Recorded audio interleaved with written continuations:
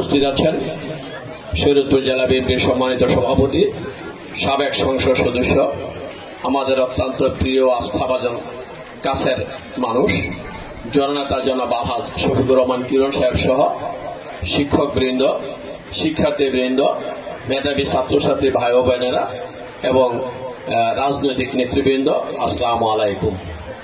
আসলে আমি বক্তব্য দেওয়ার মতো একটু মন মানসিকতা আমার ছিল, কিন্তু যখনই আমার 21 তারিখের কথা মনে উঠলো, আসলে বক্তব্য দেওয়ার মতো ভাষাটা আমি হারিয়ে ফেলেছি।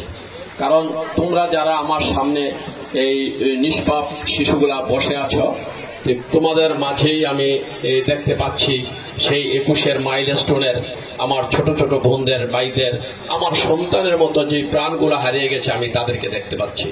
আমি সর্বপ্রথম তাদের আত্মার রুহের মাগফিরাত কামনা করছি এবং তাদের শোক সন্তপ্ত পরিবারবর্গের প্রতি গভীর সমবেদনা জ্ঞাপন করছি। প্রিয় উপস্থিতি, ছাত্র কল্যাণ একটা শিক্ষামূলক অনুষ্ঠান। আমরা একটা সময় আমরা যারা প্রথম সারিতে বসে আছি, আমরা একটা ভাব সম্প্রসারণ করতাম 7 থেকে ইন্টারমিডিয়েট পর্যন্ত। এখন আছে কিনা আমি জানি না, স্যাররা জানে, যে শিক্ষা জাতির মেরুদণ্ড। আসলে যখন আমি লেখাপড়া করছি তখন বিশ্বাস করছি শিক্ষা জাতির মেরুদণ্ড, কিন্তু এটা এখন আর আমি বিশ্বাস করি না, আর আমি মানতেও পারি না।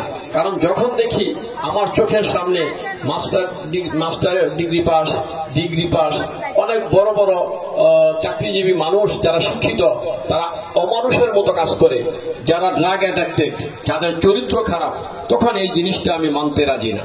আমি মানতে রাজি কোনটা? সেটা হলো সুশিক্ষাই জাতির মেরুদণ্ড।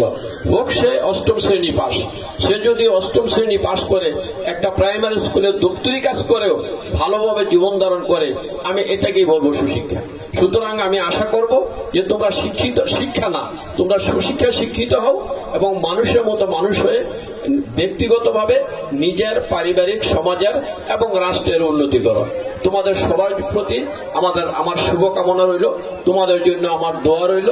আর বিশেষ করে যারা 21 তারিখে আকস্মিক বিমান দুর্ঘটনায় মৃত্যুবরণ করেছে, তাদের যেই ঘটনাগুলো বারবার চোখে আসে, আমি আবারও সেই ছোট ছোট আমার স্নেহস্পদ ভাই বোন, আমার মেয়ে সন্তানের মতো যারা মৃত্যুবরণ করেছে, আমি আবারও তাদের আত্মার রুহের মাগফিরাত কামনা করি এবং আল্লাহর কাছে দোয়া করি আল্লাহ পাক যেন এই ধরনের সমস্ত দুর্ঘটনা থেকে আমাদেরকে হেফাজত করেন।